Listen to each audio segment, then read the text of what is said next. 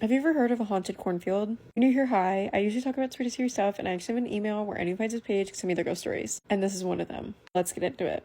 This story comes from somebody named Kay, who sent me a couple of different submissions, but this one actually freaked me out. But when Kay was in high school, her high school put on a haunted house through this like corn maze. Maybe this is a hot take, but if you are not from the Midwest or have seen how tall cornfields can get, they are not that scary to the average person. Those who know.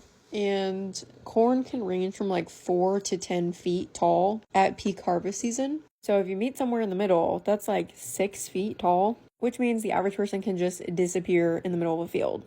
I always think about in the tall grass in the summertime when the corn starts sprouting. Freaks me out. Anyways, at Kay's school, there was a story that was circulating about this specific field. Yes, everybody in this town knew that this particular field was haunted AF because in the very early days of when this town was being developed, there was a disease that ran through the population like it was a steamroller. People were left and right, and eventually it came down to like the crime rate and this disease that literally steamrolled the population, like I said. So there were a lot of fatalities, a lot of burials, a lot of people that had in this field.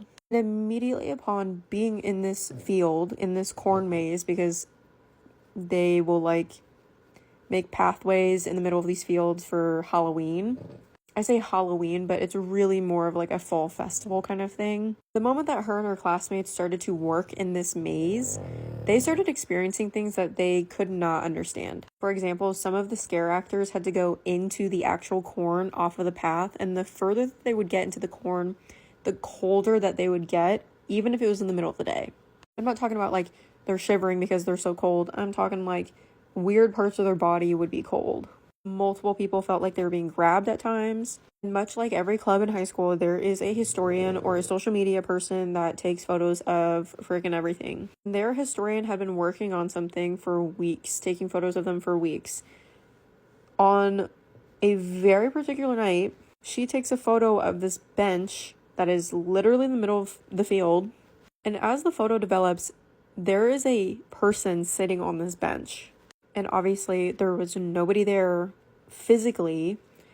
And here's the catcher. The person in this photo is almost completely translucent. You can see through them. It is literally like a black shadow that looks like it's sitting with its elbows on its knees, sitting down hunched over this bench. If you've been here a very long time, then you know that one of my very first scary stories that I told was one of my best friends. And it also dealt with a cornfield. I don't know what it is with like seeing things in cornfields or like thinking that you see things in cornfields. It takes things to another level. I wasn't planning on posting the photo just in case people like get freaked out because it did give me chills. I'll make a separate video with the photo if people want to see it. But anyways, that's going to do it for me. Stay tuned for my ghost stories. When I listened to this story, I imagined it in my head, and I'm just like, I never want to see this in my life. So this girl's 20 years old, and this story's coming from the Dominican Republic, and apparently she lived in a town that was really well known for having witches. She explains that when her grandmother first lived there, this town that they lived in was basically the center of brujeria, witchcraft. Her neighborhood is called Bella Vista, and basically it has that name because it has really good like mountainous views. Now, in her same neighborhood lived this lady, this elderly lady named Ñoñita, and her entire life she's always heard rumors and gossipings from people saying that this lady was a witch. She must admit that this lady did scare her a lot when she was little, and it scared a lot of the kids to the point where sometimes they would dare each other to go and look into this lady's window. On one of these occasions, it was actually her turn to go and look into this lady's window, and when she did that, she said that there were a lot of candles just everywhere. It almost looked like an altar, and that there was a lot of just weird images surrounding the candles as well. Obviously, after seeing that, she got so scared she ran away and she just wanted to forget everything that she had just seen. So that happened when she was around 6 or 7. Then she grew up into like a teenager, 15, 16, and she explains that by that point she just thought to herself that people were so stupid for making gossip or rumors, and that maybe this lady was not a witch after all. She truly thought that the people in her town were just mean for making these things up just because this lady was different than them. At least that's what she thought, until until one night. So one night, her and her mom were in the living room watching TV, and where the TV was, there's actually a window right next to it. If you look through the window, you can actually see that elderly lady's home. In that moment, she started to hear some really strange sounds, almost like if something's hitting laminate. She decides to look out the window, which is again next to the TV, and that is where she sees that lady Ñoñita on top of the house naked, and she could see her just by like the light of the moon. So out of pure shock, she screams and she tells her mom, look at the roof. And when the mom goes to look, she obviously sees the lady and she runs out screaming for the neighbors to come out as well. The weirdest thing was though, the neighbors were not coming out. It's almost like the neighbors couldn't hear anything, and the girl thought it was weird because the sounds of the lady walking on the roof alone should have alerted them. It was after like a good 10 minutes where people started to come out, and that's when some of the neighbors helped her mom to get this lady off of the roof. Oh my god. Okay, I gave you a wrong detail. The house that she could see through her window was not the elderly lady's house. It was the neighbor's house, and the elderly lady was walking on their roof and they didn't hear it. How do you, what the fuck? When they got the old lady off of the neighbor's roof, how do you not hear that shit? Anyways, they were all wondering how the fuck she even got on, because this lady is over 80 years old and there was no like ladders or anything like that around there to show that she had gotten on. The following day, this girl says that the elderly lady was acting like if nothing happened, like if she wasn't on the rooftop of her neighbor's fucking house. This girl says that that image of that elderly lady on her neighbor's rooftop continues to like torture her till this day. After this happened, she explains that she had nightmares of this lady. I feel like the only reason this, like me imagining this, it's scary me is because when I lived in my mom's house when I was younger, I swear on anything that I would hear like if somebody was walking on our, on the roof, and it would go from one end to another and over again. I don't know if you guys have ever experienced that, but that shit is scary as fuck. Today's story was sent in by someone who actually does not want to be anonymous, so his name is Declan. He is from the UK,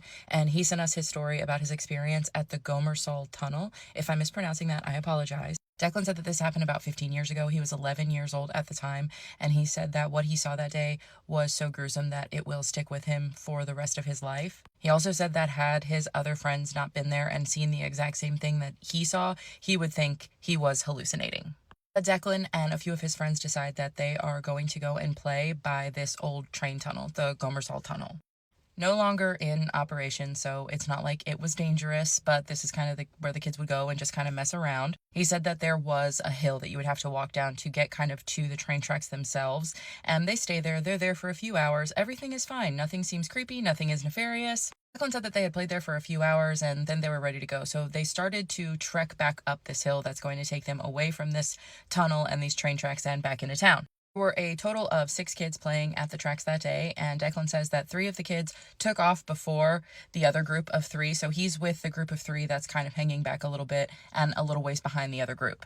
As he and 2 of his friends are coming up this hill, he says that out of nowhere he hears this very loud train whistle, which gets his attention. All of his friends kind of look at each other trying to figure out where the heck did that come from, because no one actually uses these train tracks. They've been shut down for a really long time. But all of the kids definitely heard this train whistle, so they turn around and look, and they're about halfway up this hill, and they say that down by the train tracks they see a woman. She is in a white dress. She is visibly pregnant.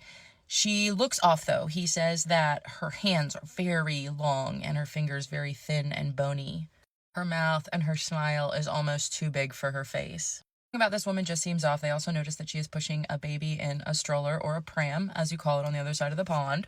Well, they are halfway up this hill. They are close enough to make out details. They said that the baby was in a blue jumper and a striped shirt, holding a teddy bear. This woman who's down by the train tracks is just staring at Declan and his friends. They're making eye contact. She obviously knows that they are there. She has this too wide smile on her face. Declan says that the next thing that he knows, he and his friends hear what sounds like a crash. Metal screeching, loud bangs. And it sounds like it's coming from the tunnel or the train tracks. They're looking around trying to figure out what this could be.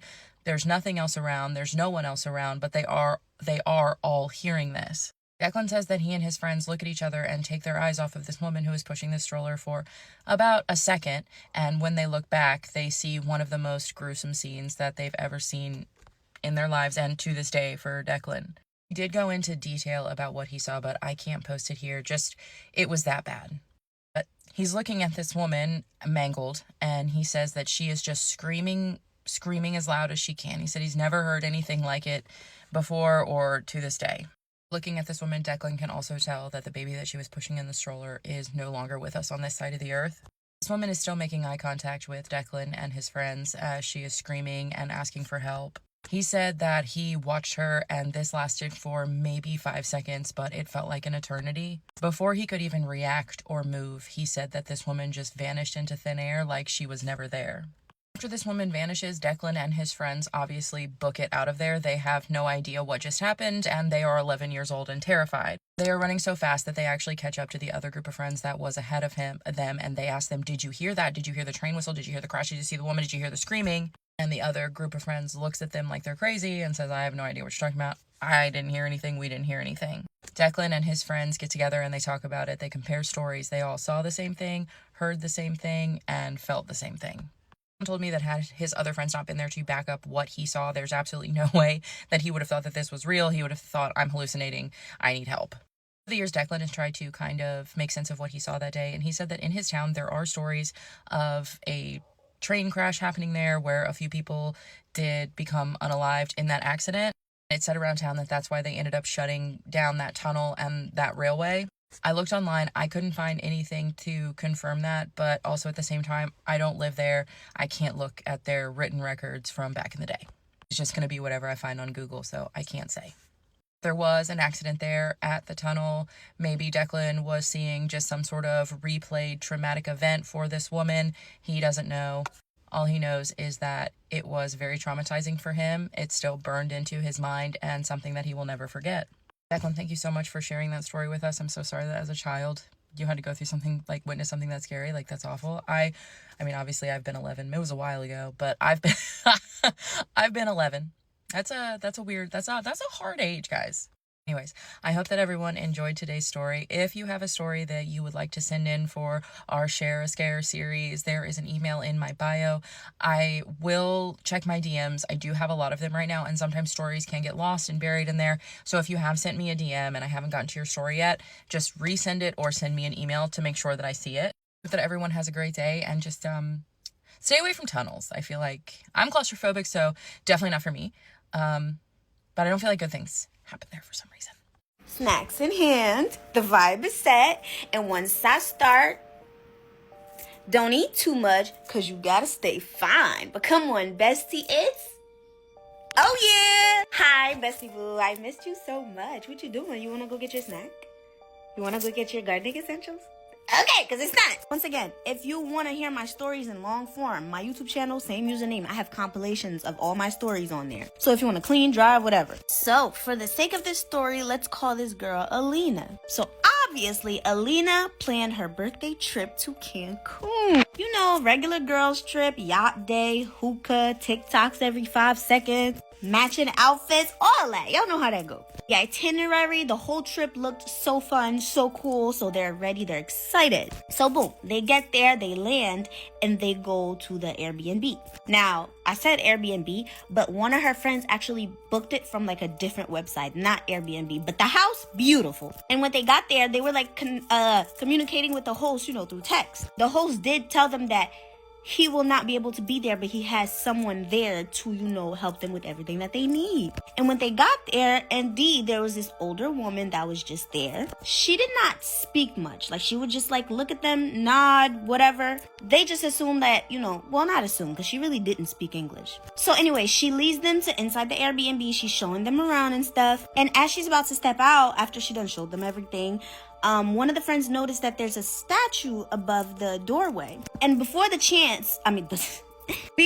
friend got a chance to even say something about it, the lady peeped that she was looking at the statue. And the lady immediately says to her, "No touch." And she seemed like serious. She was like, "No touch." That's it. No explanation. She just walked out. And soon as she walked out, the girl started laughing like, okay. And of course, there's always that one friend, right? The friend is like, "She can't tell me what to do. What is this? Annabelle's cousin?" And grabs the statue. Now, the statue is a statue of a lady. I'm not going to say which statue, who it is, because y'all like to explore. And so when she grabbed the statue, you can feel physically feel the energy shift. Like, it was bad because instantly the lights flickered, the AC turned off, and about 2 dogs outside just started barking at the exact same time. And this happened for about like 5 seconds, and the girl was just kind of like, oh, whoa, whoa, whoa. But then it went back to normal. So they're like,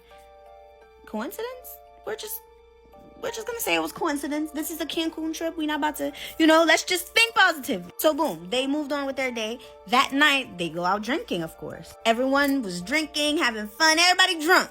But throughout the night, the other friend, the one that grabbed the statue, let's call her Jasmine, she kept reiterating that she feels like somebody's following them. And everybody keeps asking her, who? You keep saying someone's following us, who? And she's like, is the lady. There's a lady that she keeps following us. And so the girls are like, is it the lady from the house? She's like, no. And I might sound crazy, but it looks like the lady that was in the statue. Now, some of her other friends were like, well, that's what the fuck you get, bitch. The lady said, don't touch the damn statue. Well, what the fuck did you do? You touched the damn statue right after she said, don't fucking touch it. And so they're thinking like she's probably being paranoid because she was told not to touch it and she did, and then that weird shit happened. Until towards the end of the night, when they were about to head back home, they all saw that same lady. And she was like all the way across the street, just standing there. And so like, oh, hell no, we gotta go back to the house. So they find their way back to the house. And of course, it's around like 3 a.m. They get to the house and they notice that the statue is on the doorway where it was. Now, the problem with that is when Jasmine touched and grabbed it, she never put it back on the doorway. She put it on the kitchen counter. And not only that, they noticed something different about the statue. It's very small, but they all noticed that its head was slightly tilted. And like at this point, everybody is shitting bricks, but they're still trying to keep a positive vibe and trying to have a good time. But everybody is mad at Jasmine now because, bitch, creepy shit is happening because you didn't know how to fucking listen. Anyway, so they all like, they drunk, they tired, they go to sleep. And they go to sleep around like maybe 4 a.m. And about an hour later, around 5 a.m, they all wake up to Jasmine screaming. Not just a regular scream like somebody just died kind of scream. And so everybody ran to where Jasmine was, obviously. And when they ran to her, they found her crying. And she's shirtless, only for them to notice there are scratches all over her stomach. Like fresh scratches too. Like it just happened. Like somebody, like, you see how my nails, somebody just like, as she's crying, she keeps repeating, she keeps standing over me. She keeps standing over me. She's crying and repeating that over and over again. So at this point, the girls are freaking terrified. They're texting the host. But of course, it's like 5 a.m. The host is asleep. They're looking outside to see if they find the lady, like, that helped them before. The one that told them not to touch it can't find the lady because, again, it's nighttime. So everybody just never went back to sleep. So they turned on, like, every light in the house. But Alina is freaking pissed. This is her birthday and this is what's happening. Anyway, she was still tired, so she ended up falling asleep on the couch for about like 20 minutes. And within that 20 minutes that she fell asleep, she had a dream. And in the dream, she was standing in that same Airbnb's kitchen alone. And when she was looking around, she noticed that that statue was standing on the table this time. And something about that just felt so wrong. And as she's standing there, she wants to move, but she can't. And as she's staring at the statue, she notices that its mouth started to open. And so the more the mouth is opening, she's getting scared. She's terrified. And then the statue let out a scream that was so loud, it woke her up. And she woke up choking, like out of breath and all of that. And so she like immediately got up, terrified, got some water, and she's like, let me go check on Jasmine. And she went to go check on Jasmine, and Jasmine is just sitting there. And all her friends, like, the other friends are around her trying to talk to her, but she's just sitting there, not saying anything. So at this point, Alina's like, fuck that. Like, let's book her ticket back. Like, fuck the rest of this trip. I want to go home. I don't want to be here no more. So that's what they did. They booked their flight, packed, left literally same day. Mind you, Jasmine is still not talking. They went back, they got to the airport, they had to literally guide her through everything. She is not talking, she's just staring at everybody. Anyway, so they get back to the US, they go to Jasmine's parents, and they basically told Jasmine's parents what happened. Jasmine is still not speaking. Now, Jasmine's parents aren't the type to believe in, like, stuff like this. And so they were just like, okay, maybe it's a mental thing. So they took her to the doctor.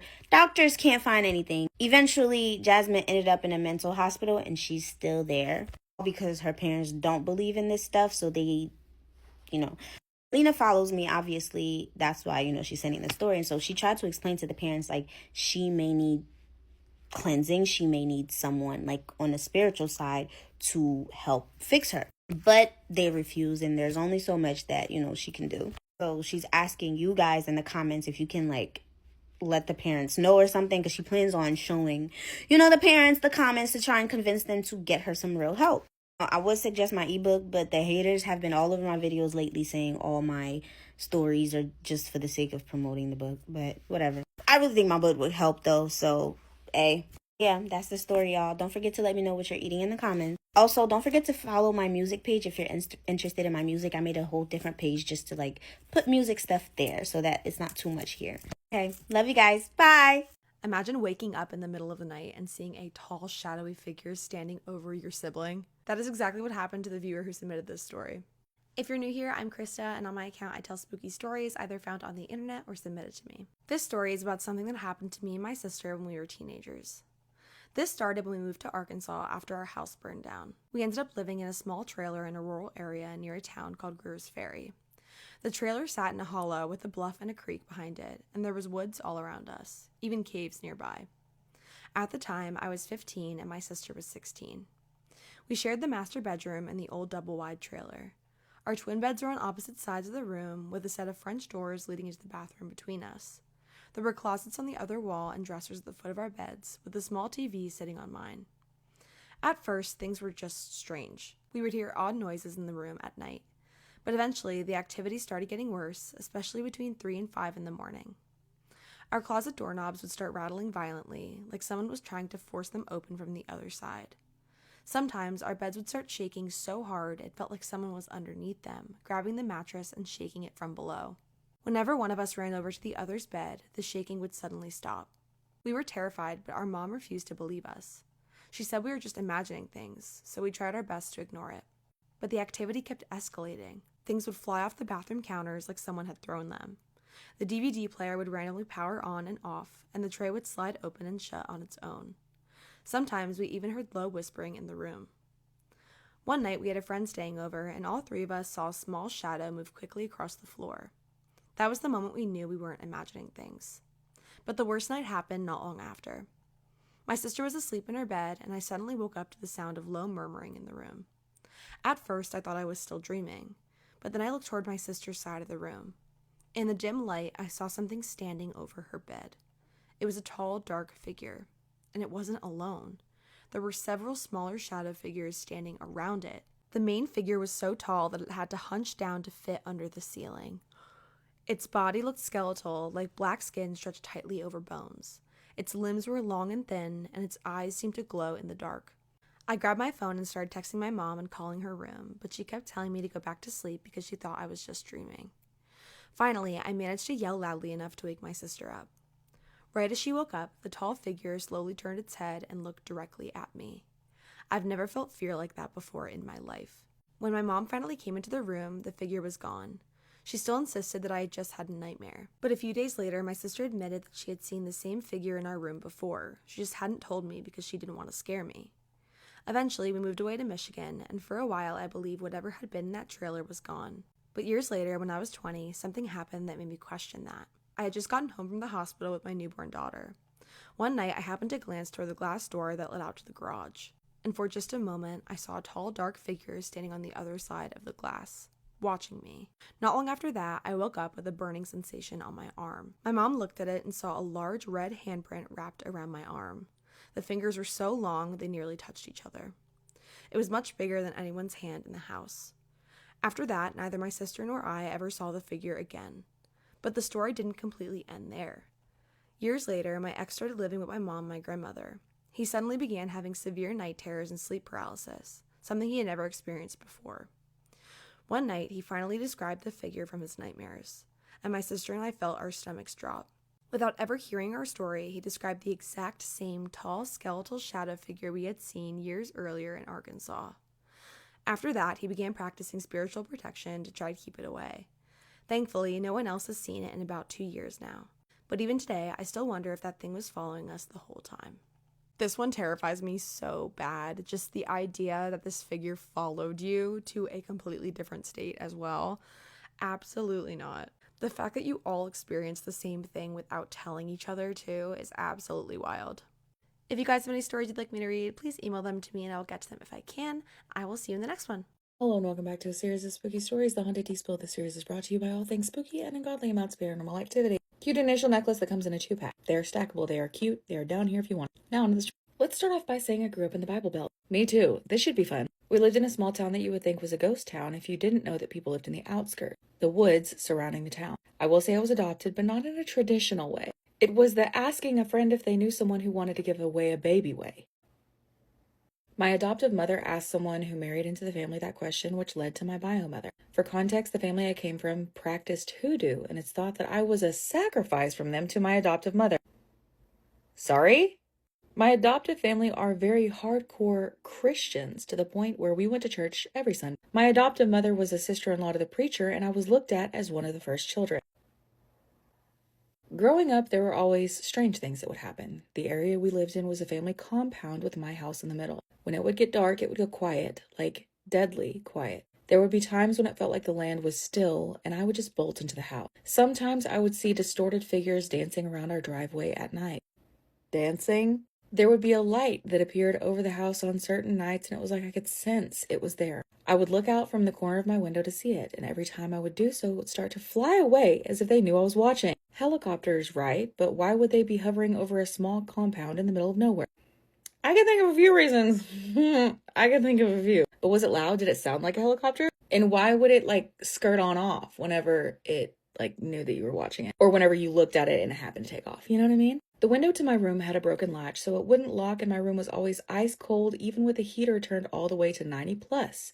This is important. My adoptive mother had NMO, a rare disease that affects your nervous system and optic nerve. Even in the southern summer heat, she would keep the heat on. Hell no. Oh my God. I feel like my skin is gonna melt off, but I also feel like I'm trapped in it at the same time. God, my granny used to be that way. I can't do it. During this time, I was a teen, so I would close my vent and sleep naked.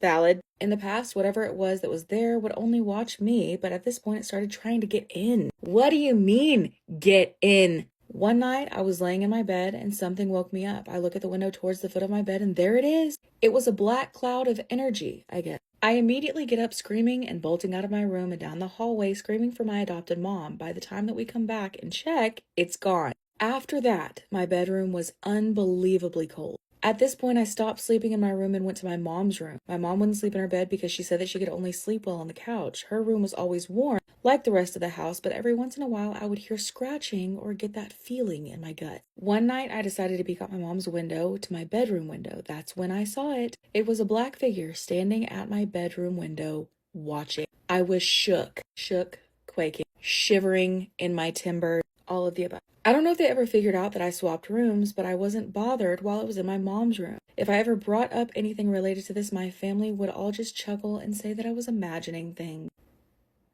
The devil is a lie. It was the same with a lady's house that we would only visit on Sundays. I would disappear into a closet or a back room. It was like I would be transported into a different world. This was when I was 5 to 7 years old. The day I asked about the world, I willed myself to remember it. We were in my aunt's car. My mom was in the front passenger seat and I was in the back seat. I mentioned the room and what happened, and the car got tense. I felt my head go light and I willed myself to remember that moment. I learned that it was likely the practitioner's house. Oh, what? There's more to this story, but I'll end it here. I graduated and moved away because I had a strong feeling that if I stayed there, I would die. Jesus Christ. The feeling initially was that I wouldn't make it to 18, but after I did, I always had an uneasy feeling of dread, like I was on a countdown.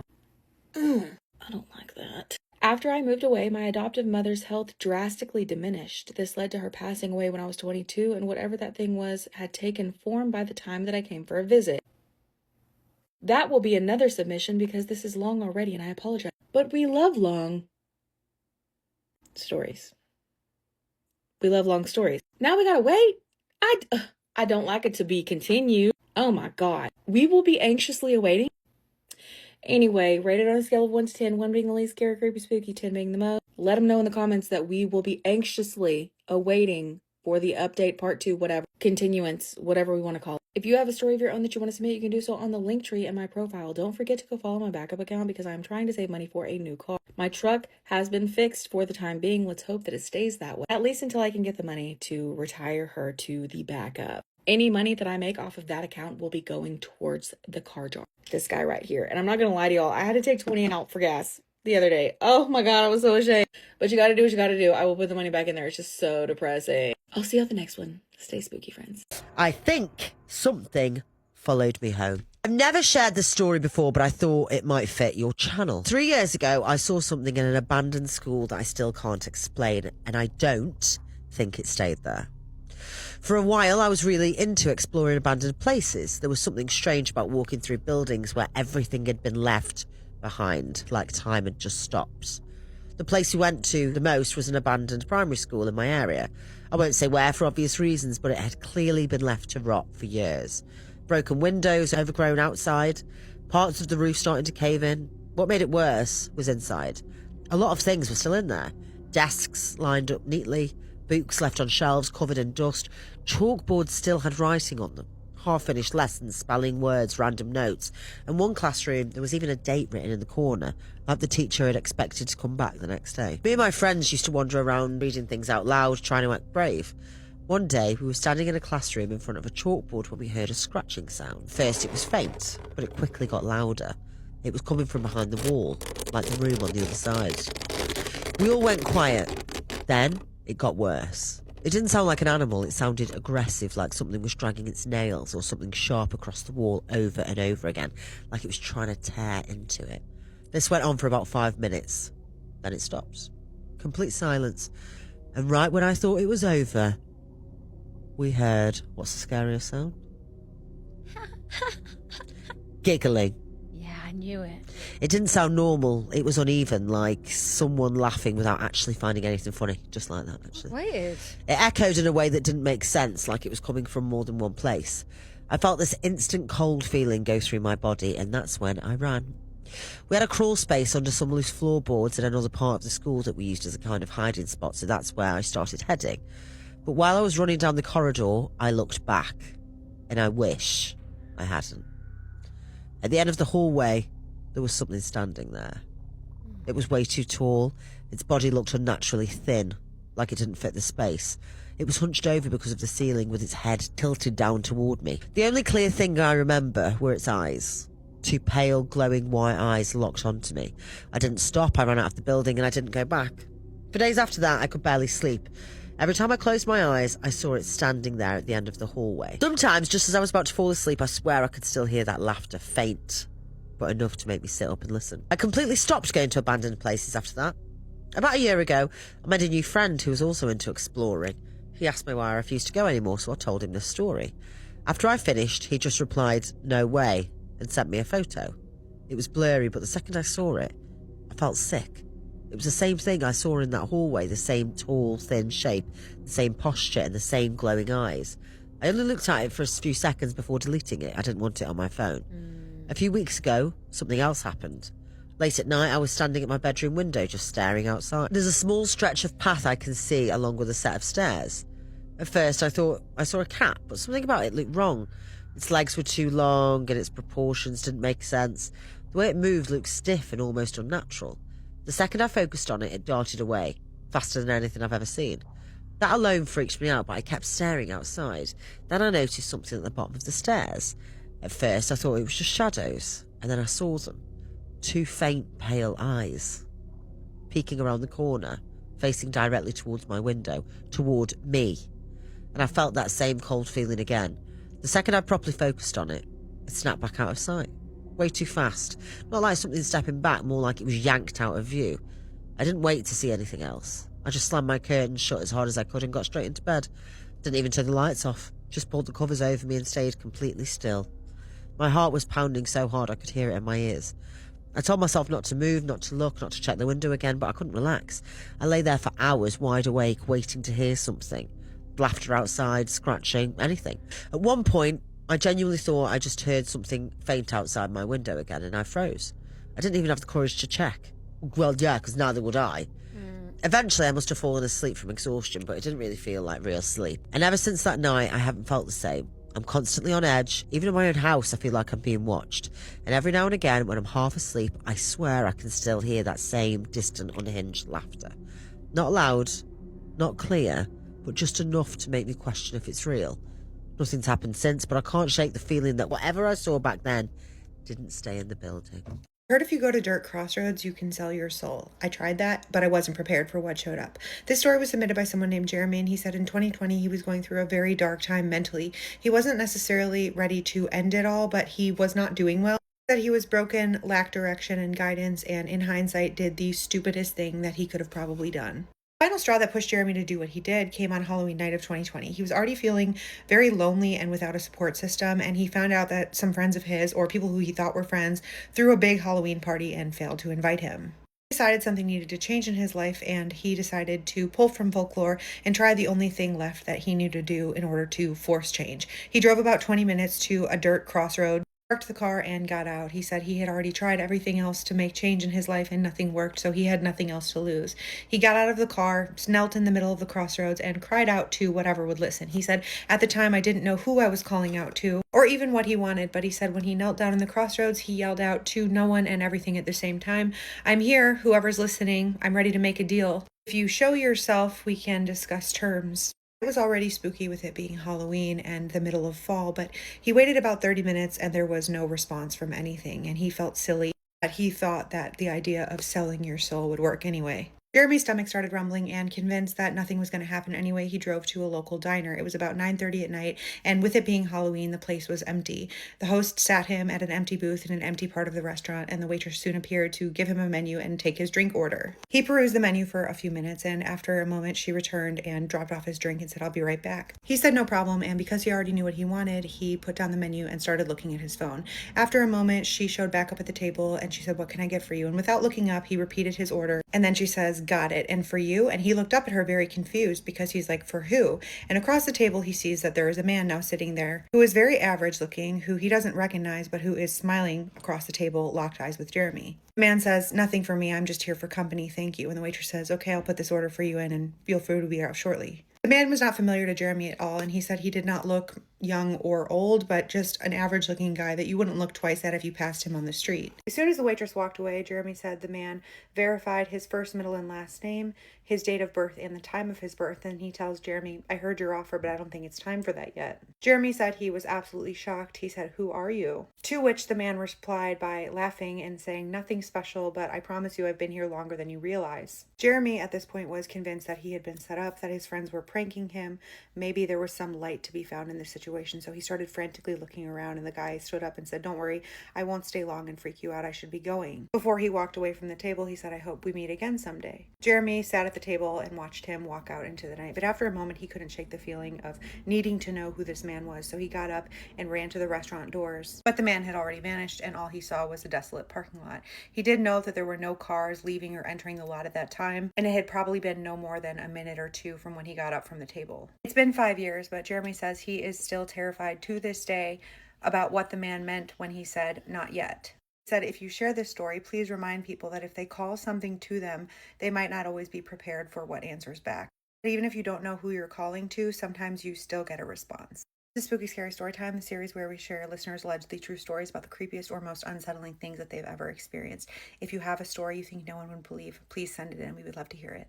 You guys absolutely need to hear this scary story, and it has evidence. My first scary experience started when I was really little, maybe around 5 years old.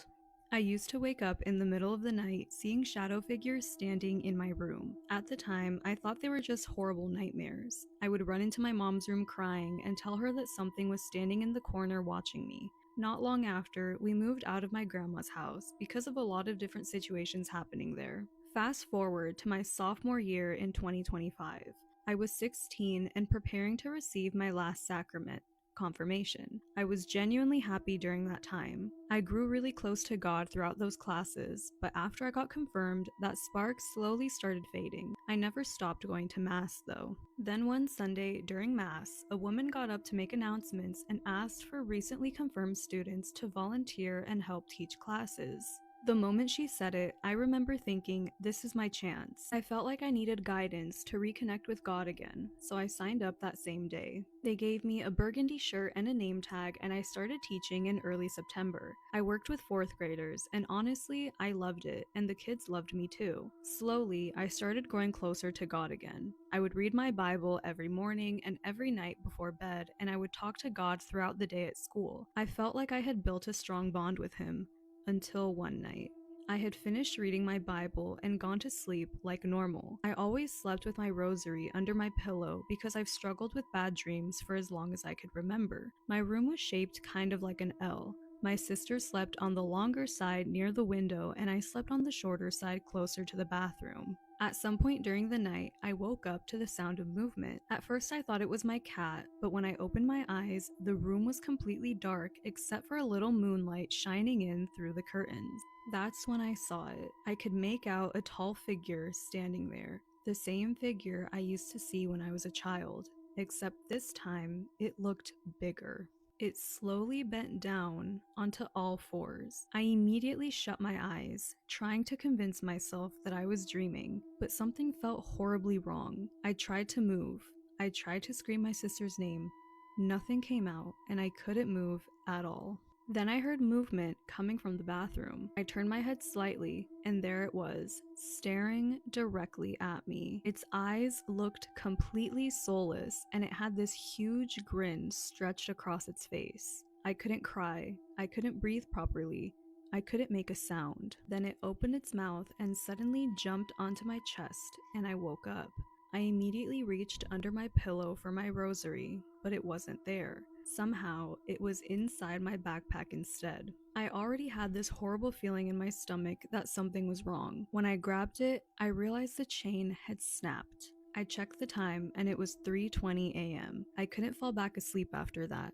I just kept staring at the rosary, trying to understand how it broke. It didn't look tangled or worn out, it looked snapped. Eventually, 6:30 in the morning rolled around and I had to get ready for school. The second I got up, I felt completely drained, like all of my energy had been ripped out of me. During my first class, I developed a horrible migraine and ended up falling asleep at my desk. I called my dad to pick me up early.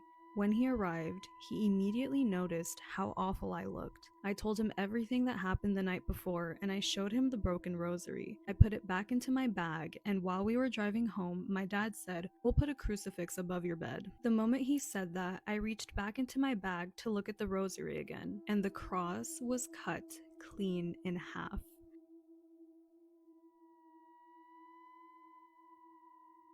I just stared at it, then looked at my dad, and he looked back at me. I hadn't touched it. It hadn't been anywhere it could break like that, especially not with a clean split directly down the middle. I started crying the second we got home. After that, we called a priest to bless our house. That night, for the first time in a while, I slept peacefully. A few weeks later, I came across a scary video online, and the creature in the video looked exactly like the thing that I saw during my paralysis episode.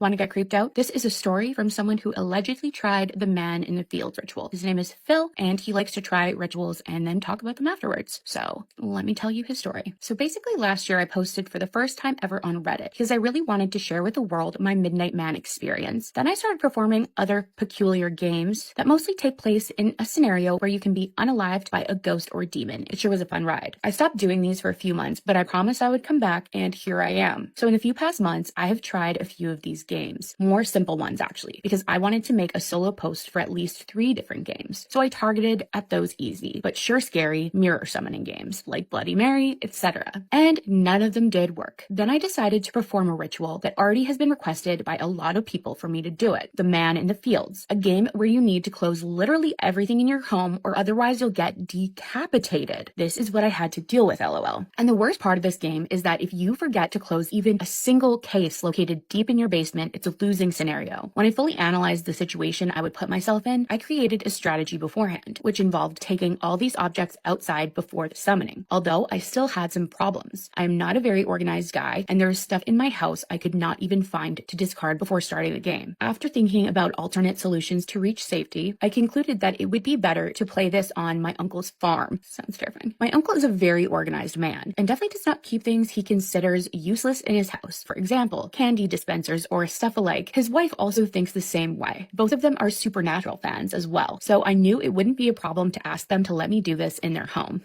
There would also be an advantage of having no neighbors to put in danger, and there would be a creepy factor for taking place in actual fields. It was about 8 in the morning of a sunny and calm day when I decided to ruin it for me and take a long travel to my uncle's farm just for the sake of this game. I asked my friend Daniel to come with me. He obviously was creeped out as hell, but all I wanted him to do was to drive for me because, driving for 3 hours would definitely tire me and I would probably screw everything up. We arrived there exactly at 11:17. I don't know why I memorized this exact hour, but anyways, me and Daniel hopped out of the car and had lunch with my uncle and aunt. Daniel was exhausted after driving for such a long time, so right after the meal, he sat on the sofa and almost immediately slept. I kind of felt bad for that. I would only perform the ritual hours later, but I wanted to save all possible energy. After a conversation with the house owners and also a nap, everyone was ready by 6 or something close to that. Even being an amazingly organized house, we still had the plan to remove a few items that could make the game way more hard for me. Of course, with everyone working, we cleared the house of any small closable objects by 7:30. We then locked them, closed them just to be sure, on a shed nearby. Daniel, my uncle, and my aunt got in my uncle's truck and went to a friend's house a few kilometers away.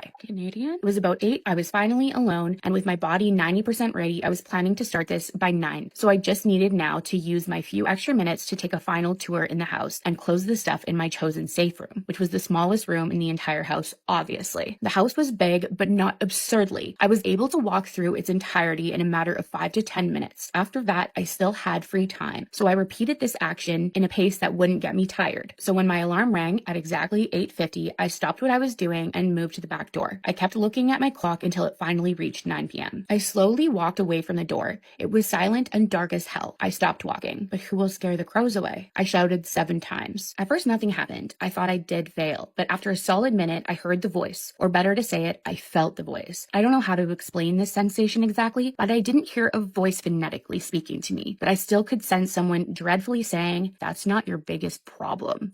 I don't know he said that. That's not what we know. Then I turned back and casually walked back to the house, trying my best to show no fear. I checked once again my safe room as the rules told, and everything was still closed and fine. I left my crucifix in there, grabbed my lantern, and started my closing journey. As I anticipated, everything in the house was open, from windows to DVD players, etc. I got creeped out really fast, honestly, but I was also confident everything hard to spot was already removed beforehand from room to room. I closed all the stuff I had to, even though this game is only dangerous during the main part if you look outside. I was still feeling uneasy. I was still a little haunted by the way the man in the fields contacted me, and there also was a really dark energy following me, that's for sure. Also, a quick observation, I don't know if it was just me, but I think I found some of the objects we took outside inside of some rooms where they were before, and of course they were open. Not all of the objects, but 1 or 2, or maybe I'm just crazy, who knows. It was about 10 o'clock when I got into the kitchen, one of the few places left for me to close stuff. If you ask me why this part is having a whole paragraph dedicated to it, I tell you, it's because I met him. Not my main enemy, man in the fields, but more of a neutral guy who's likely to appear during the game. When I was closing the fridge, with the corner of my eye, I could see an enormous figure, at least 6'5", I assure you. He kind of reminded me of Count Olaf from Nosferatu. When I briefly saw him, I almost jumped, but the fear passed very quickly, like when a friend jump scares you. I think my brain processed almost immediately that he was not a threat, so I was really not worried about him anymore. I just had to be sure I would not look directly at him. I finished my task in the kitchen and left through an alternate doorway just to make sure I wouldn't bump into him. So yeah, basically nothing too much happened after that. I finished closing everything by 10:40. I used the extra time to triple check everything and ran to my safe room by 11 exactly. I know I could have stayed for a bit longer, but I didn't want to risk accidentally looking outside or at the Nosferatu guy. When I entered the safe room, the uncertainty started to hit me. I was actually expecting that to happen to me because that's actually psychologically normal. Like, for example, when you finish a test, but when you get home, you start to think things like, did I really get that answer right? Basically, when I lay down to sleep, I started to think if by any chance I let something very minor in the house open before entering the safe room. These thoughts had me awake for a while, but then I thought, screw it. And I was finally able to shut my eyes and mouth and sleep. It was exactly 6:30 when I woke up. I usually wake up in a really bad mood. Same. But that day I was feeling really happy for some reason. Maybe because I wasn't dead. Yep, I think that's exactly why I was feeling so good. I opened the safe room door just to find the sunlight brightening the whole house. Everything looked okay and nice, but then, no plot twist. I won the game for real. Even though after that night, every time I walk by the fields, I performed the chanting, I get a few shivers, but nothing too serious. Daniel and everyone arrived around 7:15. They were all quite surprised to find out I did survive the night, even though they were trying to hide it. Me and Daniel stayed for at least 2 more hours chatting with my uncle and aunt. I told them my experience. They seemed really scared about the whole Nosferatu referee in the kitchen part, more than they were about the main fields rival. They couldn't stop looking to the kitchen. I felt bad for them, so before leaving, I did a prayer with them and lit an incense in the kitchen. They now looked a lot more secure. By 9:10, me and Daniel had helped them put the stuff we locked in the shed back where they belonged, and right after that, we left the farm. This time, I took the wheel. Poor Daniel just needed some rest. So that's it. That's my Man in the Fields experience. Not that tense like my previous attempts in the supernatural, but still a chilling one for me. What do you guys think? Any thoughts and any suggestions for future games? Now, I did try to find if there was any follow-up on his year of protection. I could not find anything. What do we think of this story? What do you guys think? I feel like if I was going to go do a ritual at my aunt and uncle's house and they thought that it would be surprising if I was alive afterwards, they would not be okay with me doing a ritual in their home. But I don't know. Anyways, this is allegedly a successful story. So nothing too crazy other than seeing the Nosferatu guy. Oh my God. I love that he looks like Nosferatu, but definitely not a very tense story. So hold on for future, okay? Because I do have some tense stories coming about this one. 4 hours gone, just gone. And he had no idea what happened or where he was. I cannot imagine. One of my followers sent this story in to me, and he said that anybody he has ever told about this experience, they usually just dismiss it or don't believe him. So he would like to remain anonymous. So we're just going to call him Josh. So this happened about 10 years ago when Josh was in his late 20s. He lives in rural Texas and he has a regular job, and there's nothing unusual about his life. One night, he's driving home from a late shift. He got out around 10 p.m. He's driving down a long and empty stretch of highway, and there's nothing around for miles. So about 20 minutes into the drive, Josh says that he notices a light in the sky. Josh says that something about the light was just off. It wasn't really moving the way he would think a plane would move. And then he also noticed that it seemed to be getting brighter and bigger. And that's when he realized that instead of moving across the sky, it seemed to be coming towards him. So now he's keeping his eye on this thing, and he keeps looking up, and he's trying to focus on driving and then looking up, and it is getting way too big and too close for comfort. And at this point, his heart is just pounding. His mind is spinning, and he is trying to make sense of what the heck this is coming at him. And then all of a sudden, everything goes black. And now he opens his eyes, and he is in his vehicle along the side of the road, and he said that his car was still running and the radio was playing. So he's looking around and he's really confused, and then he notices the time on the dashboard. It is 2:17 a.m. Around 4 hours has gone by, and he has no memory of it. So he grabs his phone and he sees that there are a ton of missed calls and messages from his girlfriend. So at first he's just sitting there at the side of the road, like really trying to piece together what the heck that just was. What happened? Thinking about that light and how it just kept getting closer and bigger. And then it just skips to waking up, and there's nothing in between. So he continues to drive home in a daze. And when he gets there, his girlfriend is waiting up for him, and she is still freaking out. So he goes on to tell her the story. He tells her what he can remember, which is next to nothing. And neither of them sleep at all that night. I mean, how could you? Josh says that the days after were just really strange. He felt off, not quite sick, but just very wrong. He said that he couldn't concentrate at work and he would find himself zoning out and just like staring blankly out the window. He also had this feeling of being watched, and no matter what he did or tried to convince himself of, he could not shake this feeling. And then the dreams started. They didn't happen every single night, but they happened enough. He would wake up with his heart pounding out of his chest in a cold, drenched sweat. He didn't remember much from these dreams, but he said he remembered glimpses, like flashes, and all he could remember was that he was in a very bright room, like blindingly bright. He could never quite make out what specifically was around him or where he was. He just remembers this incredible sense of impending doom. He says he has never felt more terrified in his life, neither in his dreams or in waking life. It was unlike anything he has ever felt before. And every now and then he would get just so close to sort of being able to identify what else was in the room. But every time, right when he got there, he'd wake right up. He kept trying to brush it off, and he kept trying to tell himself it was just stress because of the weird event that happened the other day. Maybe just his brain trying to process it all and fill in those gaps. Josh said, I wanted it to be that. I really wanted it to be that. So on one of these really weird off days, he gets out of the shower and he glances down at his thigh and he sees a very strange mark. It was 3 small red dots in the perfect shape of a triangle. And he's standing there racking his brain trying to think, like, how would I have gotten this?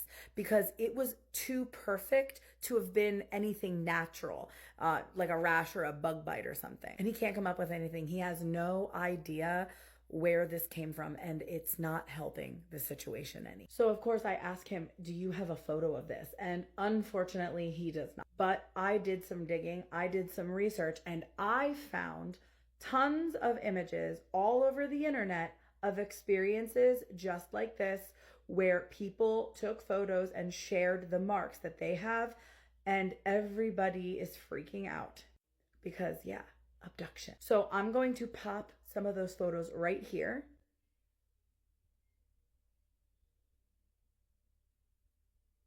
The triangle of 3 dots is one of the most consistently reported physical marks of people who believe that they were abducted. Thousands of people across different countries and different decades all claim very similar accounts. One woman in a documented case describes those 3 dots in a triangle located on her hand after an experience she could not explain. She said for the first week, it burned like nothing she'd ever felt before. And this poor guy has no explanation at all. He has no idea what happened to those 4 hours. He doesn't understand what that light was coming at him. And he hopes that that dream was just that, a dream. But who knows? Also, never could make sense of those marks, and he honestly admits he's not sure if he wants to know. So please, guys, let me and Josh know in the comments what your thoughts are. Has anything like this ever happened to you? I love a good UFO or abduction alien story. If so, drop it in the comments or feel free to send it in an email. That information is in my bio. All right, and if you are new here, you gotta follow for more creepy story time. Somebody submitted a spooky story saying that their father used to guard famous people, and her father told her some things that she would never forget. I am back with another spooky story, and we're gonna call the person who submitted the story Violet. Violet said that she grew up pretty comfortable because her dad had a very well-paying job. He used to be a security guard for high-profile people. Violet was pretty guarded and sheltered growing up. She never really used to know or believe in, secret societies, devil worship, or rituals, anything like that. She said as an atheist, she really didn't believe in any special forces. Stuff like that just sounded like people who made stuff up. They wanted to feel like the world had some sort of hidden meaning. But then her father got sick, and before he died, he started talking. Her dad told her this story, but he never specified which celebrity it was. Because again, he used to work with politicians, CEOs, reality stars, movie stars, but he never specified to her which one. And he also told her that if she knew who, she would start seeing things differently.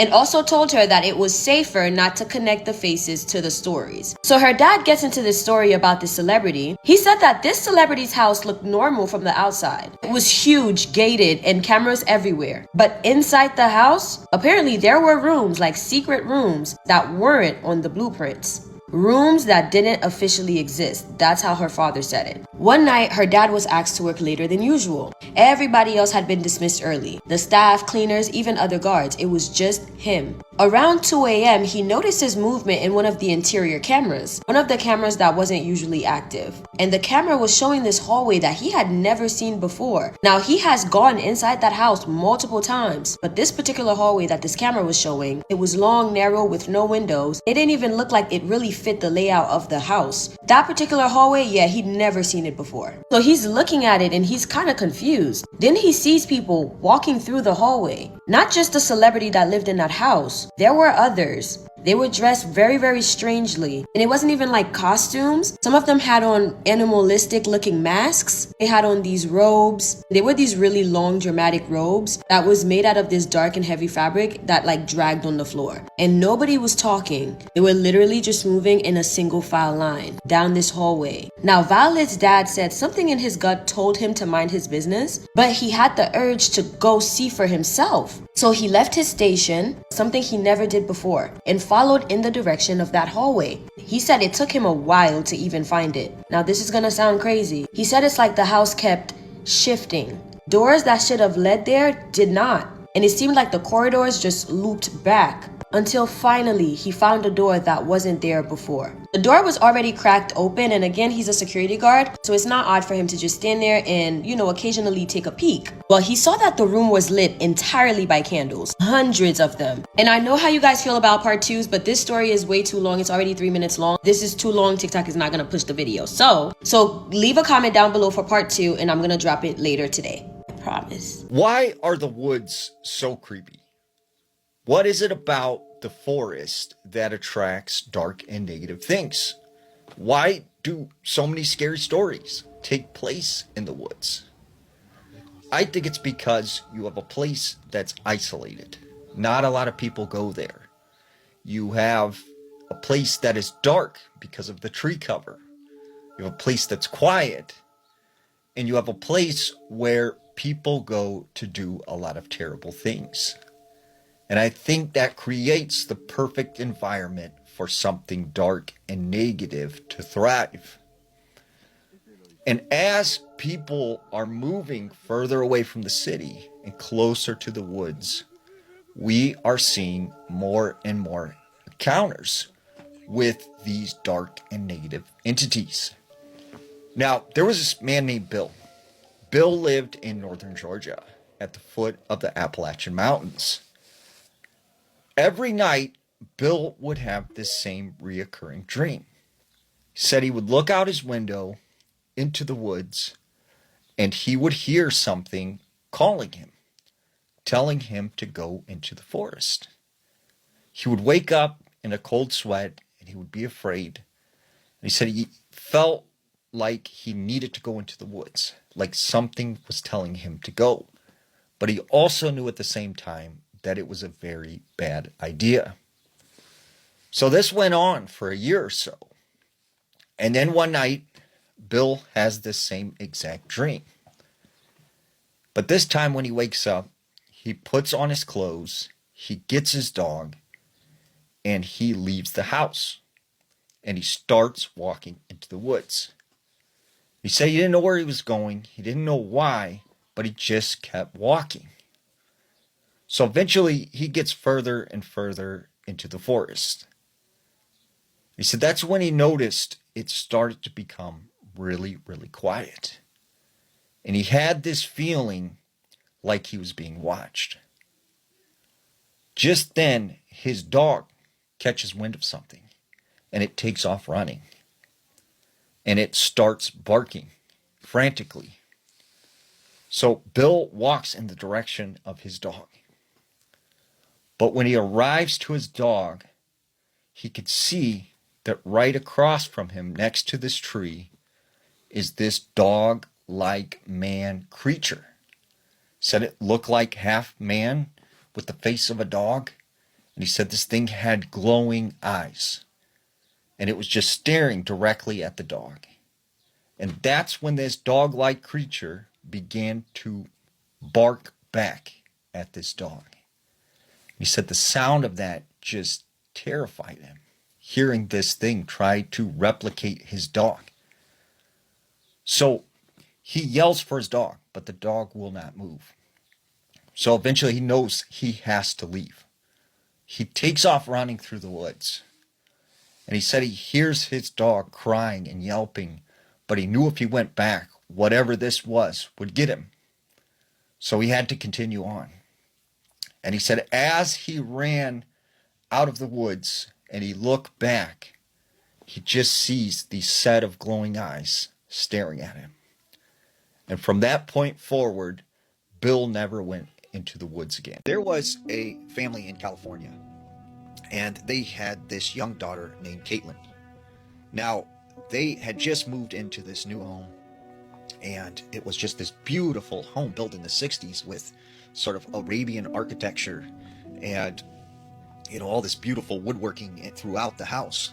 And so they were excited to be there, you know, and for the first couple of months, everything was great.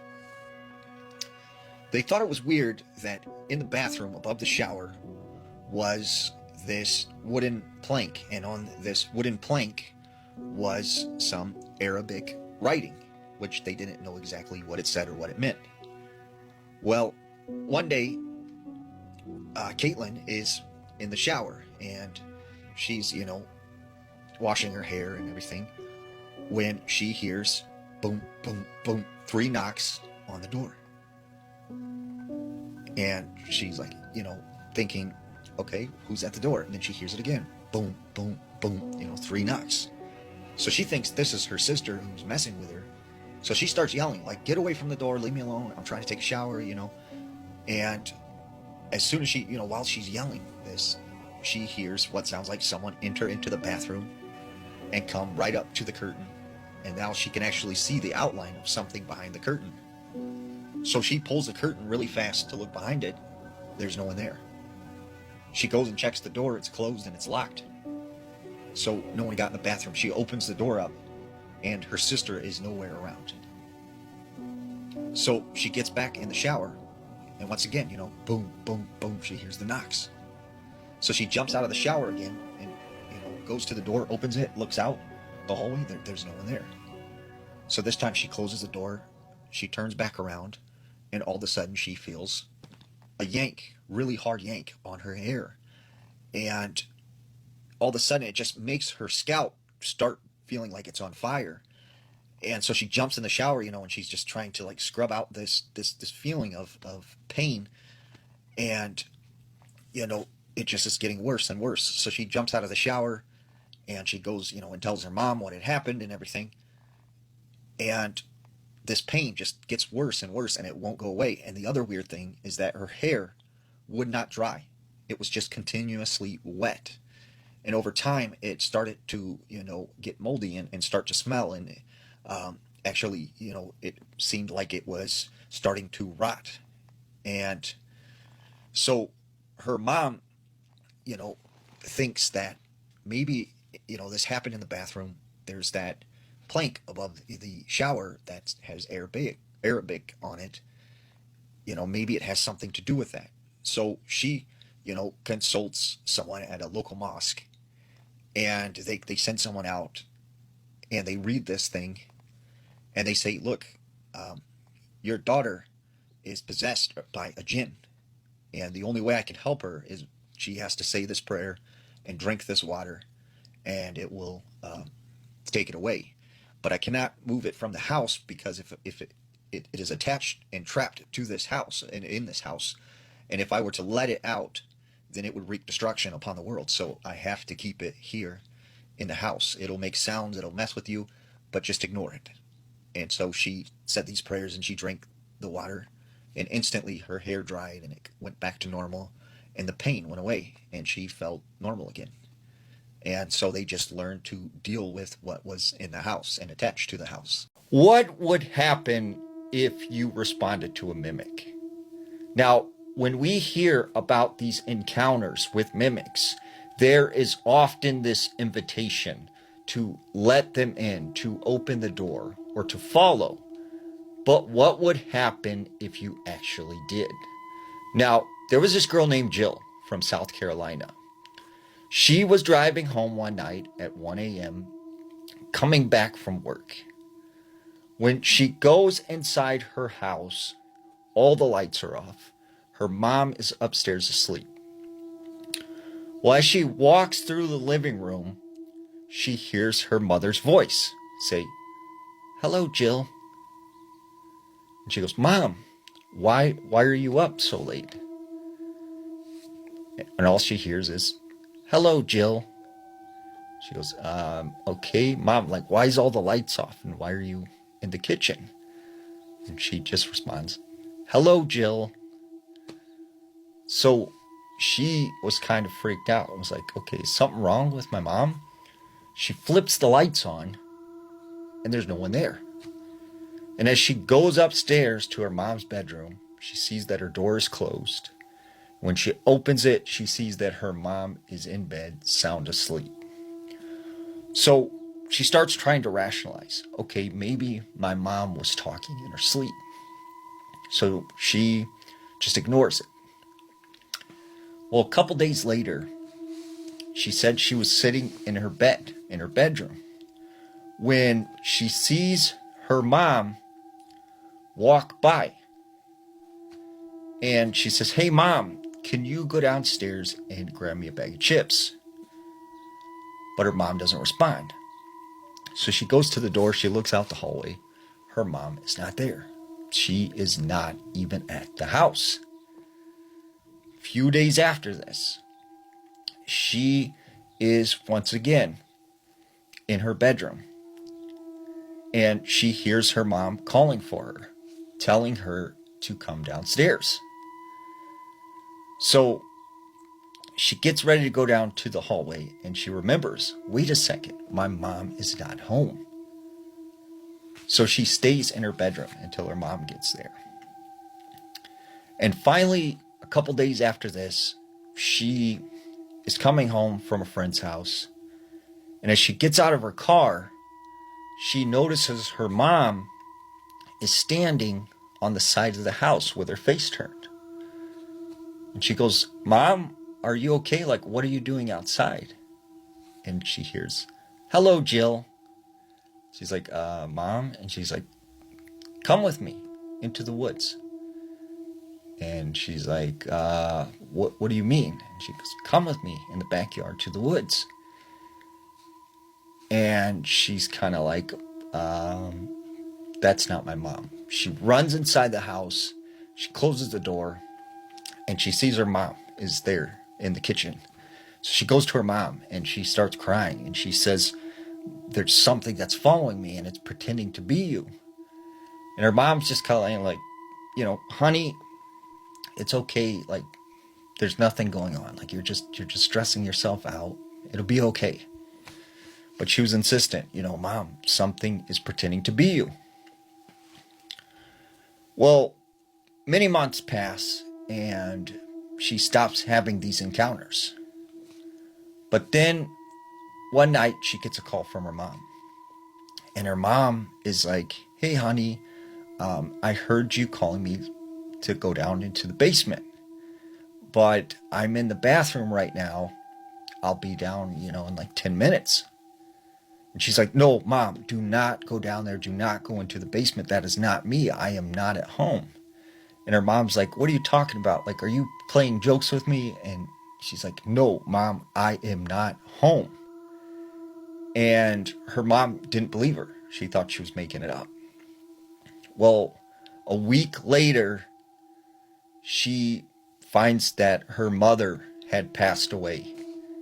And she felt like whatever was pretending to be her mother and then pretended to be her had something to do with it.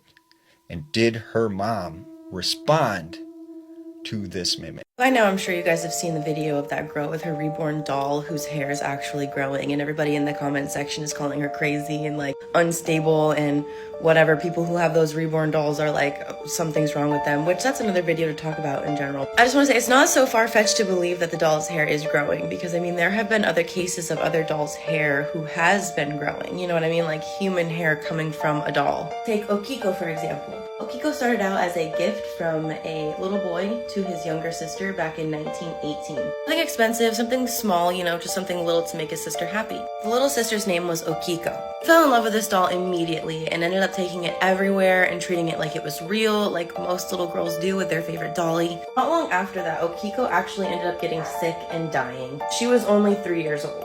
The family didn't end up getting rid of the doll. They ended up putting it on top of their family altar in the living room area. It's kind of like a memento of something to remember their precious Okiko by. And at first, nothing was unusual. It was just a normal little dolly sitting up there. That was until somebody noticed her hair. It had been cut like up here, neatly up to the shoulders. But when the person looked at it, they were like, something's off. And it wasn't enough to be like, oh my God, that's crazy. It was just enough to like, something about this doll is different. What is it? You know what I mean? So they just kept watching the doll over time. Months passed and then years passed, and throughout that entire time, the hair had slowly been growing and growing and growing longer and longer and longer. And then the doll was taken from the family. Maybe not taken from the family, but the family was like, yeah, no. So the doll is now in the Menenji Temple, where she now sits and gets regular trims for her ever-growing hair. Still to this day, her hair is growing, and the monks say, like, they have to give her trims every so often or else her hair will become like way too crazy and long. Then there's another doll, a pupa doll. Okay, this one is not specifically just like the hair changing, but like multiple things about this doll change. Like it can change her facial features, she can change how her hair looks, how her hair feels. Those who have been around this doll say that her hair has grown like longer and thicker and more full. Like almost everybody who was ever around this doll noticed that something was different with it every single day. Like every day her hair would be brushed differently, even though she had been set in the same spot and nobody had touched her. Or like her hair would feel longer or look longer, or like I said, look thicker one day. Maybe the next day it would be back to like looking thinner. But the part that makes people really uncomfortable about this doll is that she really does have human hair. Like that, the hair on her is human hair. So could there be something attached to the human hair? Maybe. But all I'm saying, okay, let's get back to the reborn doll thing. Maybe she's cuckoo. Maybe she's cuckoo for Cocoa Puffs. We don't know for sure. But we also don't know for sure that it can't be something like one of these stories also, right? I saw my uncle in 2 places at the same time. When I was about 5 years old, my parents took me to go visit my aunt and uncle in the countryside. We arrived at their house around 11 p.m. My aunt greeted us at the door, and I remember asking, like, where's Uncle? And she said just to be quiet because he's already asleep after a long day of work. I was really close to my uncle, so of course I wanted to see him, so I went to his bedroom anyways. And he was laying there, out of it for sure. He was snoring, and I went and tapped him to try to wake him up, but he didn't move. So I left thinking that I would just see him in the morning. And then a couple minutes later, my mom was yelling at us to get back into the car because she wanted to go visit our grandma. She was really sick. My aunt kept insisting that we wait until morning, but my mom refused, and so we packed up in the car and we drove 20 minutes to my grandma's house. My cousin and I stayed on the front porch just playing around, and 15 minutes into it, literally out of the darkness, my uncle starts walking out onto the porch. But that's the thing, is he was asleep 20 minutes away. There's no other cars here. There's no way that he could have gotten here. And even worse, he started dancing on the porch. He started laughing. He was talking complete gibberish. He was not acting like himself at all. My cousin and I, we didn't think anything of it at the time. We were just kind of like, oh, like, what are you doing here? Like, missed you, whatever. And he didn't ever really respond. So we ran inside to grab my mom, and when we came back out to the porch, my uncle was gone. And nobody believed us that he was ever there in the first place, but to this day, my cousin and I talk about it. And we have the same exact memory of my uncle being there on the porch dancing. Want to get creeped out? Good, because I'm going to answer all of your questions about the man in the fields ritual. But let me give a quick explanation. The point of the game is to get safety for a year. Depending on how you do the ritual, you could get physical safety for a year, you could get financial safety and physical safety for a year, or you could get physical and financial safety and have no negative consequences for anything for a whole year. Crazy. Essentially, you are summoning this man into your backyard, and in this ritual, you have to go into your house and you have to close every single thing that can be opened. I give a better explanation in the previous video. If you don't close everything by midnight, the man in the fields will come into your house, and bad news bears for you. While you are closing everything in your house, there will also be a man in your house, an ashen man who will be watching you and following you around, and you're not allowed to look at him. If you look at the guy in the backyard, the scarecrow, he looks like a scarecrow at first, but he's got like round proportions, he's creepy, he will crawl off of his post, and you have 60 seconds to like get into the safe room that you have to have in your ritual so that he doesn't unallow you. Okay, your questions. What happens if you look at the ashen man? Well, first of all, you're probably going to piss your pants because it's going to be terrifying. And secondly, I don't think he might, it's over. Can you just close everything before you do the ritual so that it's easy once you start? No, you can't, because when you invite the man in the fields to do this ritual, once it starts, everything in your home opens. So it makes it harder. So it doesn't matter if you closed it beforehand. What happens if you open something? He comes into your home to unalive you. Guess what? And he comes in, I'm pretty sure he comes in through whatever's open. Can I throw stuff out of the house like Tupperware and jars? Honestly, you probably could, but if he sees that as cheating, maybe he won't play fair either. So tread lightly. This is one of my favorite comments. Can I bypass closing everything by just looking at the man in the backyard and going into my safe room? I think you could, but I don't know how safe the safe room is the thing. Is it just like, it seems like it's a last ditch effort to not be so, but like that's so thrifty and ingenious and creative and smart, and I'm just so proud of that person for thinking of that. Can I do this in an empty house? Apparently you can. So what happens if I don't finish the ritual on time? Well, you can run to your safe room and hope for the best, but the man in the fields, he's gonna come get you. Do you have to close apps on your phone? Yes. Do you have to close your eyes and your mouth at the end? Yes. So if you sleep with your mouth open, it's not going to be good for you. You're going to have to get that tape that you can put on your mouth. Now, a lot of you were in my comments being like, Supernatural, hello, I saw an episode about this guy. The creature in Supernatural and this man very much remind me of a creature from Slavic folklore called the Bubak. And let me tell you, he's one creepy mofo. He's a scarecrow that nom-noms children. And in the Supernatural episode, there are people being, I'm pretty sure, sacrificed to this creature. So it just very much sounds like the Bubak. And we all know that Supernatural, so many of their creatures, hauntings, all of those things are inspired by true stories or true folklore. So my guess is that that episode was inspired by the Bubak, and chef's kiss to that. Anyways, stay tuned because we're going to be telling stories of people who tried the man in the fields ritual. I do not suggest. Bye. There's been a lot of creepy stuff that has been happening in Texas over the past couple of years. There was this woman named Deborah. Deborah was from a place just north of San Antonio, and she lived with her husband and daughter. Well, one night she was coming home late from the store, and she pulls into her driveway. She gets out of her car, and she starts unloading groceries out of the trunk. All of a sudden, she starts to hear a rustling sound behind her. And out of these woods that were across the street from her house, she sees 3 children walk out. They are dressed in all black, and they look sort of out of place. They proceed to walk up to her, and they have sort of this soft-spoken voice. Ma'am, can we play with your daughter? Can we come inside and hang out with your daughter? And she's like, who are you? Like, where did you come from? They don't say anything. She goes, look, my daughter is like asleep, and it's late at night. Like, what are you guys doing out? Where are your parents? They don't respond to that. They just keep asking her, can we come inside and play with your daughter? So she's like, look, no, you cannot. Like, I don't know who you are. It's late at night. Like, you need to go back home. But they kept on like taunting her, saying, let us play with your daughter. And as she kept telling them no, they became more and more aggressive. So they started to yell insults, and they started cussing her out. And she runs inside and gets her husband. Her husband comes out there thinking, like, who are these kids? When he gets outside, there's no one out there. So he comes in and he tells his wife, like, are you sure you've seen kids out there? Because it's just completely quiet. There's no one out there. But she's insistent that these kids were harassing her, asking to play with their daughter. So after a few weeks, she kind of forgets about all this. And she's at home one day. Her daughter's in the bedroom. And she overhears her daughter, like, laughing and giggling like she's hanging out with someone in her bedroom.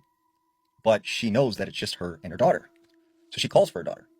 And when her daughter comes to the living room, she asks, hey, like, what's going on in your room? Like, is there someone here? Like, why are you laughing and, like, giggling like you're playing with someone? And she goes, oh, mommy, like, my new friends, I invited them in, and they came into my room and we're playing. She goes, what new friends? And she goes, I met them. They came from the woods across the street. And so instantly the mom's like, stay here. She runs to the bedroom. And when she opens the door, there's no one there.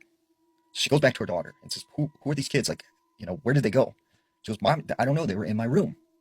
She goes, I've been playing with them for the past couple of weeks. And so the mom is just like floored. Like, did she invite these kids that I seen outside in the house? So she tells her daughter, you are not to hang out with them anymore until I talk to their parents and figure out like what's going on and talk to them about how they were harassing me. So the daughter agrees and she goes back to her bedroom. And so she leaves her house and she goes around to some of the neighbors and she starts asking them, like, do you know anything about these kids? And none of the neighbors know who these people are. And so she comes back to her house. And when she gets back to her house, it's now dark. She sees her daughter next to the woods across the street. So she immediately runs over to her. What are you doing? Like, why are you out of the house? She goes, oh, Mommy, I'm going to play with the kids that were in my room. They told me to come in the woods. And so she tells her, no, you get in the house now. So she brings her in the house. And over the next couple of weeks, she keeps, hearing about these imaginary friends that she can't see that this girl's playing with, but she never sees them again. And then one day they were driving and they were in this terrible accident and the daughter got hurt really bad. So did the mother. And Deborah attributed that to this encounter she had with these strange children. Anyone else notice that time has been speeding up? Like just the other day, I didn't even realize that it was Christmas in a couple days because to me, it still feels like it's October. And over the past, I would say 6 to 7 years, time has been moving really, really fast. And I know people say as you get older that you experience time differently, but this just doesn't seem right. Like even older people are saying like time seems like it's moving faster than it did before. So the question is, what is going on? Like what is happening that we are experiencing time differently? Now, there's a story I heard about something called a time slip. It's where you can't account for periods of time or time moves differently. There was this man named Jacob. Jacob said that him and his friends, they went camping this one weekend in the Pacific Northwest. And he said they had set up their campsite and they had made this very large fire. And him and 2 other friends, they decided to go into town to get some supplies. So they leave their other friends around the campsite. So they get in the vehicle and they drive into town and they stop off at this general store. And they get some supplies and they get back in the truck. But when they get back to the campsite, they're shocked to see that this very huge fire that they built is just now coals. It is burnt down to the ground. And they said, we couldn't have been gone that long. Like, how did the fire burn out so fast? Well, the other weird thing is that all of their friends were gone from the campsite.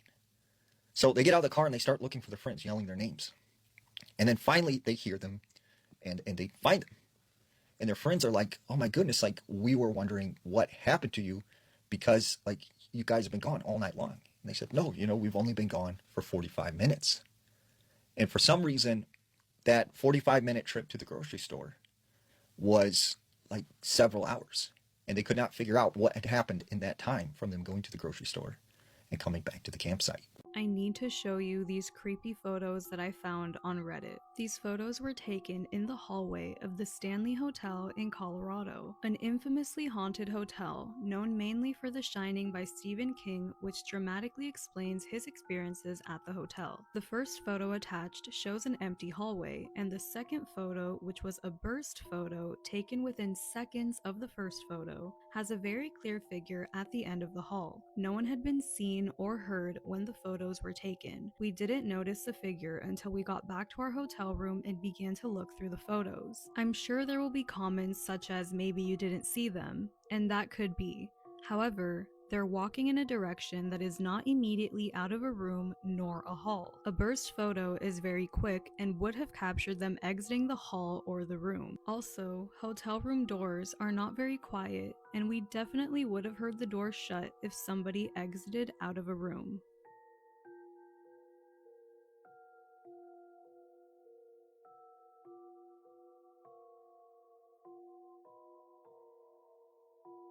This picture was taken by my mother back in 1999. It was at a park in New Jersey, and you can actually see the World Trade Center across the river in the background. The child in the picture is my brother, who I covered for privacy. She disposed of the physical copy due to the belief that it had some sort of negative energy attached to it. She had told me about it but couldn't show it to me. Although the physical copy was gone, she swore there was a digital copy somewhere. After years of trying to dig it up, we found it. For context, she said there was nobody else at the park at the time. Apparently, my brother had been acting strange and out of character. This photo has shocked my family for a while, and we don't know what to make of it.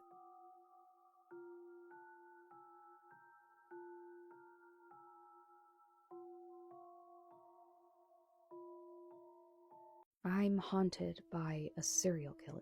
I need to tell you this ghost story. The story was sent into my email, and if you have any ghost stories, paranormal encounters, or scary stories that you want to share, you can send them to the email in my bio. I know how this sounds, but hear me out and let me take you back to 2018. Let me start off by saying that I have never been the type of person who's been into true crime. I never understood the allure. Something tragic happens and people want to talk about and dissect it. It's never been my personal cup of tea.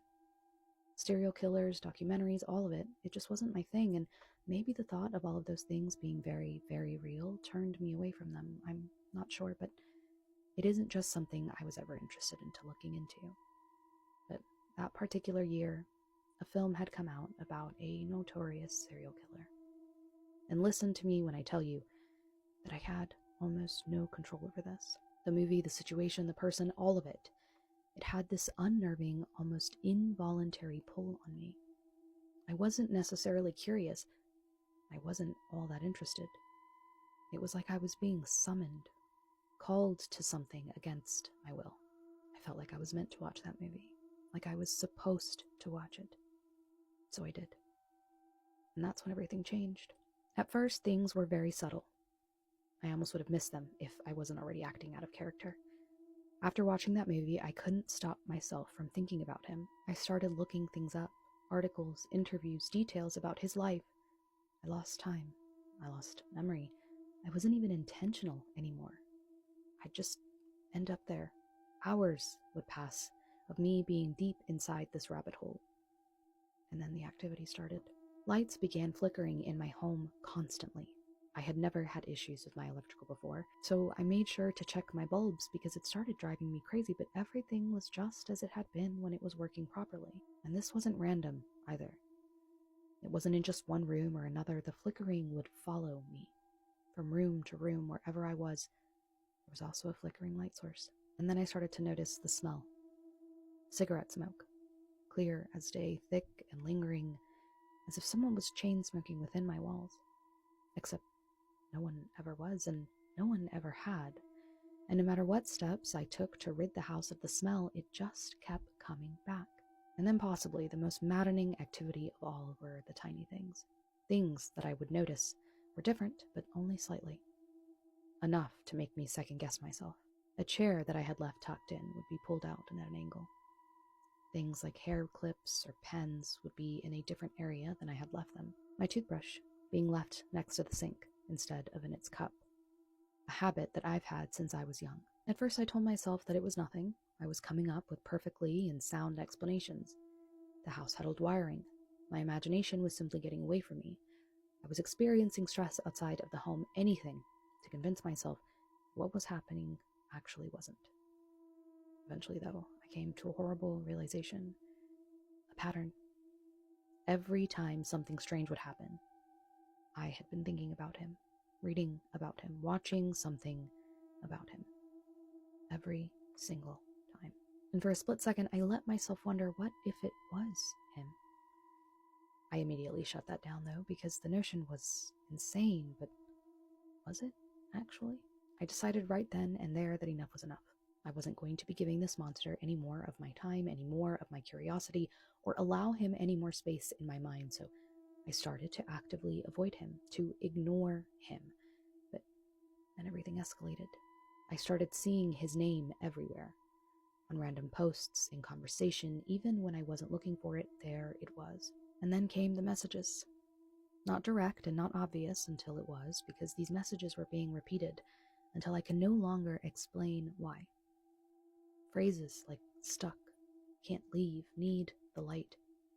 I'd hear them in songs, in passing conversations between strangers, even on the TV in the background, almost like the words were being shouted at me, like they were following me. Still, although I was taking notice of everything, I was actively trying to brush it off and find explanations, coincidences. They just had to be coincidences. Until the day my family said something. They too were experiencing the flickering, the smell of cigarette smoke, the uneasy feeling surrounding the home. They were confused as to why.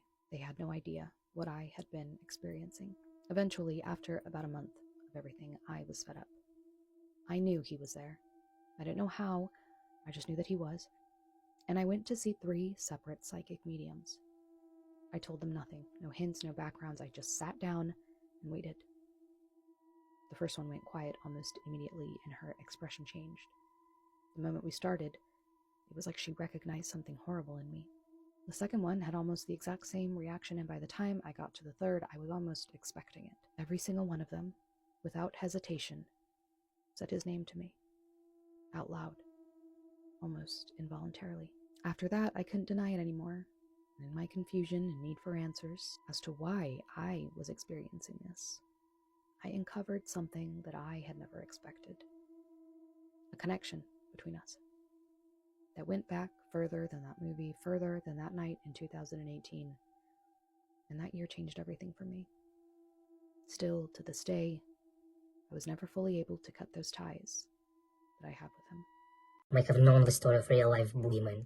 We listen, we don't get scared, and we don't judge. Let me give you guys a story time of when this girl was advised by her Christian pastor to burn her mom's ndumba, the hut where she consults people, whatever, because the mom had passed away, and the pastor was like, listen, you are not of the ancestors, you are of God. Burn the thing. So, there was this girl, right, who was a hardcore Christian. Like, she did not want to hear nothing. When people were arguing back and forth about if God and Jesus is real, she just would keep quiet because she stood firm in her faith, which is okay, you know what I mean? But now, her mom was a traditional healer, and unfortunately, her mom passed away because the pastor gave this woman something to give the mother. Remember, pastors also go to traditional healers to get you guys to swipe loads and loads of money so that you can fund their lifestyles. So this pastor's like, listen, give your mom, cook with this holy water for your mother and your mother alone, so that she can have her third eye open, so that she can see God for who he really is and just stop doing the things that she's doing. And baby girl was like, okay. Girl cooked food for her mother with that water that she was given by the pastor, and after that things went. The mom started falling sick, you know what I mean? Like, we kind of did not know what was going on with the mother. You know, she would, sometimes her feet would be swollen, you know, sometimes she wouldn't be able to talk. And I know somebody's gonna be like, but she's a traditional healer, she should have dreamt about this happening. Unfortunately for her, she dreamt about it, but she did not think that her daughter would do something like that to her. She kind of brushed it off, like, my daughter's not that evil, like, she wouldn't do something like that. Because the mom eventually got hit with a stroke. But before she got hit with a stroke, she confided in my mother and told her that, you know, the ancestors are showing her that the person that's doing all of this is her daughter. And she refuses to believe it, and that was a problem. She got into a stroke. I was unable to obviously fight back, and the daughter kept on taking her to the pastor. The mom could not speak, she could not walk, she could not do anything for herself. So when she was being pushed in a wheelchair to that pastor, she did not have a choice.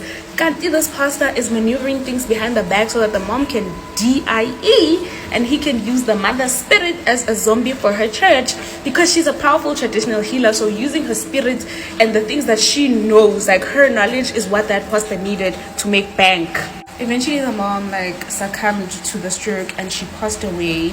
And the pastor obviously told the girl, burn the hut, burn it with everything inside, because you are of God.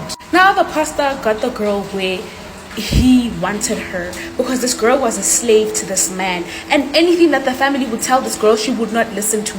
She would be like, hey, my pastor said. You tell this girl that your pastor is not a good person, she goes and tells the pastor. You tell this girl that you're taking her somewhere and you guys take her somewhere against her will, she escapes, she tells the pastor. She even went to the extent of getting her uncle arrested, because the uncle kidnapped her and took her to another traditional healer so that they can deal with her. And then somebody was like, why don't you just go to a different church, see what's the level there, you know what I mean? Because ever since this pastor has gotten in your life and your mom passed away, this person has changed you. You're losing weight, you're not your normal self. Like, what is happening? I don't know how, but one day she had a spiritual awakening. For some reason, she just had this dream where she saw this pastor doing things, and for some reason she believed that dream. That's when she started like telling people that she actually needed help, and people were not taking her seriously this time, because they were like, we tried to help you and you did us dirty. How do you know that your pastor is not sending you to do dollar stuff to us? And through this dream, other dreams came, and it started unfolding what this pastor was actually doing, how he was using her mom as a spirit, whatever. How the pastor told her that the room that her mom slept in, she should not move anybody in that room. The bed should stay the way that it is, because the mother's spirit was coming home every day to sleep after she works for that pastor. And y'all, unfortunately for this girl, like, she started having these dreams, and she started realizing what kind of person this pastor was and the things that this pastor was making her do. And ever since that day, she's not normal. You can tell that she's not okay. Sometimes she wears like beads, and sometimes she like takes them off. Like, yeah, I think it got to a point where she is in disbelief that she literally helped this man kill her mother, and this man did it spiritually so, and he's been using her mother, and she doesn't know how she's going to fight this pastor because he is a powerful man. Nobody in the family wants to help her because the things that she has done is crazy, and nobody genuinely wants to get involved with her. And even if they help her, like, she's just mentally not okay, because I don't think she can fathom what happened. Sometimes like she will smoke a lot of weed and just sit down and, you know, start talking about her mother, and sometimes she'd just be like, I don't think I'll ever forgive myself. And I'm just like, baby, what do you mean? And you know, that's when I found out that, oh, you know, this is what happened, from my mom, because my mom told me that this is what happened, this is what the girl did. And it's not really her fault because she didn't know better, but you know, like, I don't know how to help her, because what do you say to somebody in this situation? And you know what's crazy is the fact that traditional healers, guys, when they see that you're desperate and that they can't help you, they will never tell you that, listen, I can't help you. Instead, they will take your money and play you. So, Get ready with me while I tell you guys this ghost story. This story was sent into my email, and if you have any ghost stories, paranormal encounters, or scary stories that you want to share, you can send them to the email in my bio. I was completely alone in that empty room when something shoved me. 3 years ago, me and my best friend left our full day of school with plans to hang out. We laugh about how we were soulmates because we weren't shy about doing anything weird together, because we knew that the other wouldn't judge. It was a very free and happy friendship, so we were excited to hang out and find out where the afternoon would take us. One thing that I guess is worth to note here is that we bonded over a lot, but especially the paranormal. We were obsessed with it. We would constantly send each other ghost videos and pictures that we'd find online. We would talk about the creepy experiences people would post on Reddit, talk about urban legends that the kids would share about our own town. And we even took it as far as to download and mess around with some ghost apps that you can put on your phone. Why are y'all doing all this? Why are y'all doing all this? Basically, anytime something paranormal crossed our lives, we were each other's other half. Ghosts, the otherworldly, fear, it all became a hobby to us of sorts. Try painting, try needlepoint, try anything else. Looking back now, I think we probably should have treated it with a little bit more respect than just a funny, silly side thing that we were interested in. We went looking for things we didn't fully understand. And there's that old saying, don't go looking for things you don't actually want to find. Because in our case, we went looking and we definitely found something. Something that might have been looking for us too. Oh no. My friend lived in this very old home with her grandmother, so already a great start to something spooky. The house definitely fit the bill. The sort of house where the floorboards would talk, where the doors wouldn't sit right in their frames, and where the wallpaper seemed tired with the amount of stories that they were holding on to. Because it was so old and they had lived in that house for so long, they were comfortable. And maybe that was the problem. I still don't know. Because anytime I was there, I could feel the heaviness that that house exuded. But I seemed to be the only one who noticed it, so I brushed it off. And we would be having movie nights at my house from now on. At her house, her grandmother's room was the only one with a TV. So that's where we would spend our nights watching movies. And this particular night, we, of course, as paranormal obsessed girls, chose a horror movie. I think I might have overdone on the blush. We made sure that the vibes were correct. An old home, a horror movie, rain tapping on the windows, the lights off.